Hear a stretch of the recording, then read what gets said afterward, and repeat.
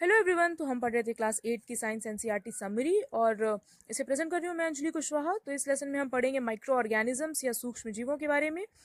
और ये मेरा इंट्रोडक्शन है, आप मुझे इस लिंक पर फॉलो भी कर सकते हैं। और प्लीज़ इस कोर्स को रिकमेंड और शेयर ज़रूर कीजिएगा। और अगर आप कुछ फीडबैक या सजेशन देना चाहते हैं तो रिव्यू सेक्शन में लिख सकते हैं। ओके, तो स्टार्ट करते हैं। माइक्रो ऑर्गेनिजम्स यानी कि सूक्ष्म जीव होते क्या हैं। तो the living organisms around us that normally cannot be seen with the naked eyes are known as microorganisms और microbes। ठीक है, तो इन्हें हम खुली आंखों से नहीं देखा जा सकता है बिना किसी इंस्ट्रूमेंट के, तो इन्हें हम सूक्ष्म जीव कहते हैं। And these are classified into 4 major groups: bacteria, fungi, protozoa and algae यानी शैवाल। नॉन लिविंग माइक्रोब्स क्या होते हैं? इनमें वायरस आ जाते हैं, विषाणु। ये भी छोटे होते हैं, बहुत छोटे होते हैं, लेकिन इन्हें लिविंग ऑर्गेनिजम्स के तौर पे कंसिडर नहीं किया जाता है। और ये होस्ट ऑर्गेनिजम्स पर यानी कि परपोषियों पर ये रिप्रोडक्शन करते हैं, जैसे कि बैक्टीरिया हो गए, plant, animal. Okay, and they cause common elements, ये सामान्य रोग उत्पन्न करते हैं जैसे कि कोल्ड, इन्फ्लुएंजा और जो सामान्य खांसी होती है। एंड ऑल्सो डिजीज और पोलियो और चिकन पॉक्स जैसे रोग भी ये उत्पन्न करते हैं। Types and living habits. So microbes जो हैं तो ये सिंगल सेल्ड और मल्टी सेलुलर दोनों होते हैं, यानी कि एक कोशिकी भी होते हैं और बहुकोशिकी भी। तो जो जीवाणु इसमें उदाहरण में आ सकते हैं हमारे कुछ शैवाल और प्रोटोजोआ, और मल्टी सेलुलर में आ सकते हैं एल्गी और फंजाई। तो माइक्रोब्स जो हैं वो किसी भी एनवायरनमेंट में और किसी भी जलवायु में सरवाइव कर सकते हैं, चाहे वो आइस कोल्ड से लेकर हॉट स्प्रिंग्स तक में, और मरुस्थल से लेकर मार्शी एरियाज यानी कि दलदली क्षेत्रों तक में ये सरवाइव कर सकते हैं। और माइक्रोब्स अकेले भी रह सकते हैं, या जैसे कि अमीबा, या फिर ये कई कई कॉलोनीज में भी रह सकते हैं एक साथ समूह बनाकर, जैसे कि फंजाई, बैक्टीरिया। ओके, हमारी फफूंद हो गई, और बैक्टीरिया, जीवाणु हो गए। टाइप्स ऑफ माइक्रो ऑर्गेनिजम्स, तो इसे दो तरह से इसका क्लासिफिकेशन किया जा सकता है: heterotrophic, autotrophic and solitary and colonial. Okay, micro organisms यानी सूक्ष्म जीवों के उपयोग क्या हैं? तो ये ऑर्गेनिक वेस्ट को हार्मलेस और यूजेबल सब्सटेंसेस में परिवर्तित कर देते हैं, जिन पदार्थों का हम उपयोग कर सकते हैं, जैसे कि जो पौधों के अवशिष्ट हैं उन्हें खाद में परिवर्तित कर देना। इसी के साथ साथ दही में भी कई सूक्ष्म जीव पाए जाते हैं, जैसे कि लैक्टोबैसिलस बैक्टीरियम। तो इसी के साथ साथ कुछ और जीवाणु भी होते हैं, और पनीर, अचार और जो फूड आइटम्स होते हैं उन्हें भी, उनके उत्पादन में भी ये सहायक होते हैं। इसी के साथ साथ जो ईस्ट है तो ये अल्कोहल और वाइन के कमर्शियल प्रोडक्शन में इसका इस्तेमाल होता है in the process of fermentation. और कुछ और बैक्टीरिया हैं, और जो ब्लू ग्रीन एल्गी हैं, हरे नीले शैवाल, तो ये एटमॉस्फेरिक नाइट्रोजन, जो वायुमंडलीय नाइट्रोजन होती है, उसका स्थिरीकरण कर देते हैं, फिक्सेशन। और इस तरह से नाइट्रोजन की मात्रा बढ़ जाती है और सॉइल की फर्टिलिटी बढ़ जाती है। एंटीबायोटिक्स क्या होते हैं? तो यानी कि प्रतिजैविक। तो ये बेसिकली ऐसी मेडिसिन होती हैं जैसे कि जो बीमारी पैदा करने वाले सूक्ष्म जीवों को नष्ट कर देती हैं या उनकी ग्रोथ को रोक देती हैं, तो इन्हें हम एंटीबायोटिक्स कहते हैं। और जैसे कि एग्जांपल के तौर पे देखें तो स्ट्रेप्टोमाइसिन, टेट्रासाइक्लिन, एरिथ्रोमाइसिन।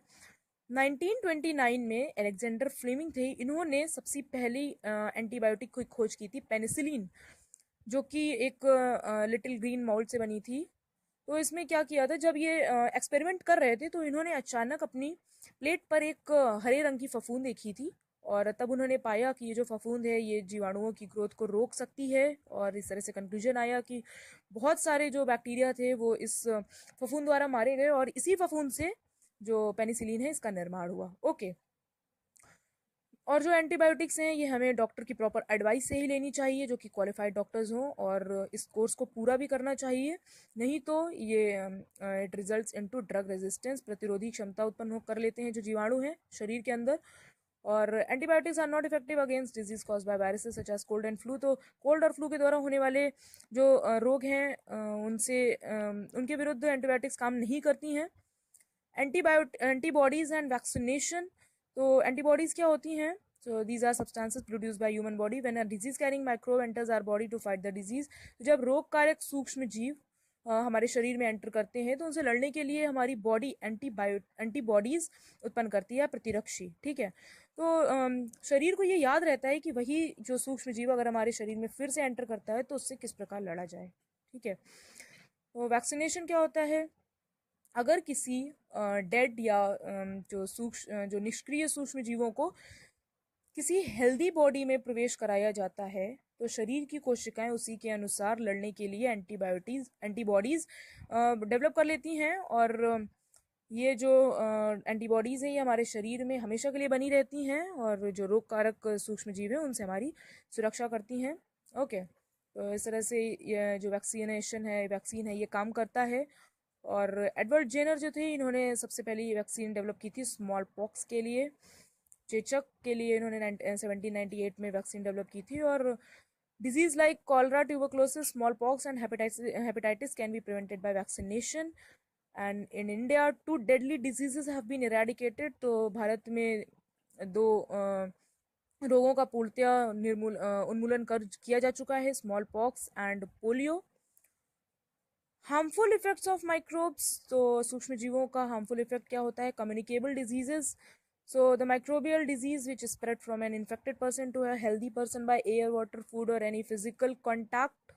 okay, तो जो ये जो रोग होते हैं तो ये एक स्वस्थ इंसान में इन्फेक्टेड पर्सन से पहुंच जाते हैं थ्रू एयर यानी वायु, जल और भोजन या फिजिकल कांटेक्ट से। एंड एग्जांपल के तौर पे देखें तो जैसे कॉलरा, हैजा और कॉमन कोल्ड, सामान्य जो सर्दी हो जाती है, और chicken pox, TB etcetera and pathogens. So these are the disease causing micro organisms.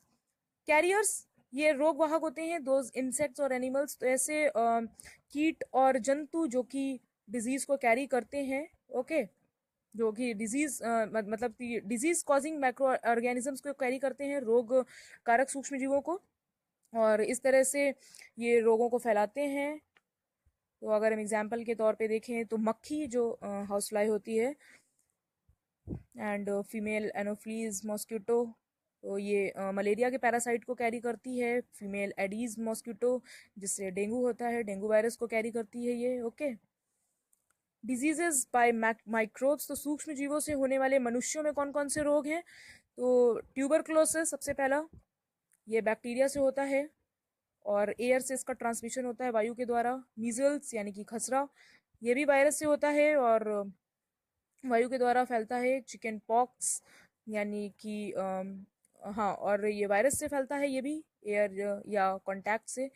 Polio, तो ये वायरस से फैलता है एयर या वायु या जल के माध्यम से। कॉलरा, हैजा या जो हैजा है और टाइफाइड, तो ये दोनों ही जल से फैलते हैं और बैक्टीरिया से फैलते हैं, ठीक है, micro organism. And hepatitis A, तो ये वायरस से फैलता है पानी के माध्यम से। मलेरिया, ये प्रोटोजोआ के द्वारा फैलता है मच्छर से। Diseases by microbes in plants, यानी कि जो पौधों में होने वाले रोग हैं सूक्ष्म जीवों द्वारा, ये बैक्टीरिया से फैलता है। सिट्रस कैंकर जो है ये रोग है प्लांट में होने वाला, और ये वायु से फैलता है।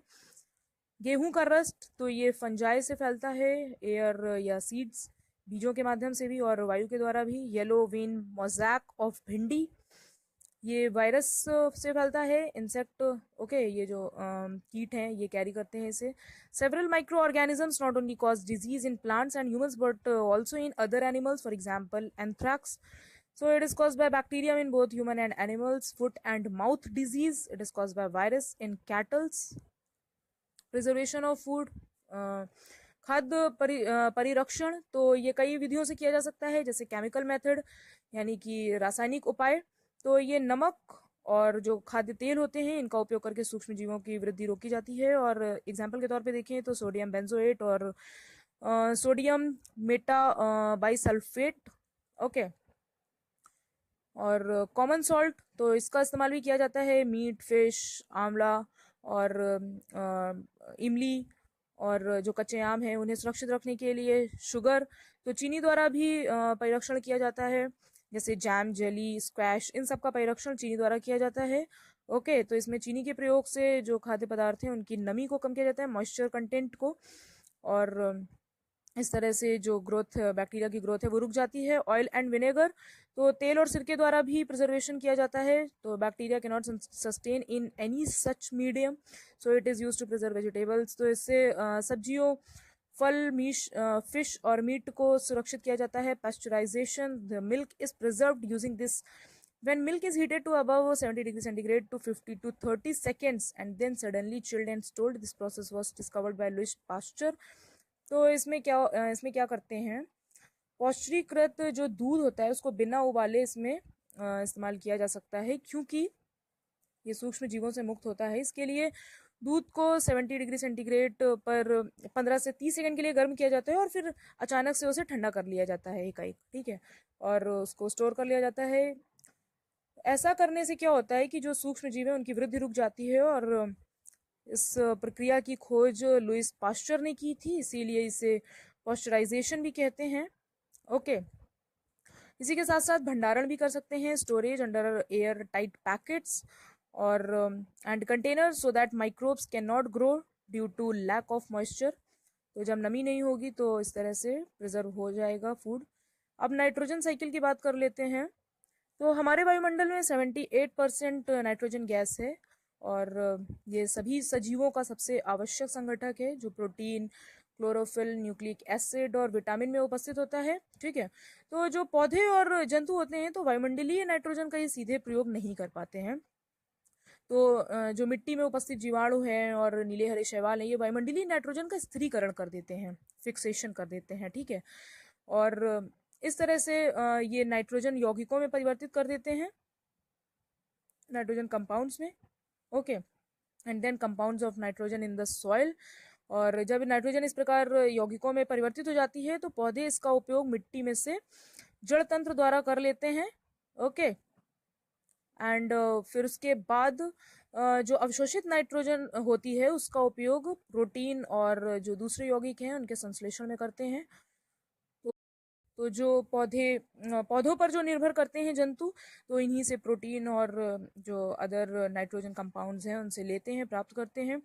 और जब पौधे और जंतुओं की मृत्यु हो जाती है, ओके, तो इसमें मिट्टी में उपस्थित जीवाणु और जो कवक है वो नाइट्रोजनी अपशिष्ट को नाइट्रोजन यौगिकों में परिवर्तित कर देते हैं, जो पौधों द्वारा पुनः उपयोग कर ली जाती है। और कुछ जो विशेष जीवाणु है वो नाइट्रोजन कंपाउंड्स को नाइट्रोजन गैस में परिवर्तित कर देते हैं, जो फिर से वायुमंडल में चली जाती है। ओके, तो इस तरह से वायुमंडल में जो नाइट्रोजन की मात्रा है वो लगभग स्थिर रहती है, और इस तरह से नाइट्रोजन साइकिल चलती रहती है।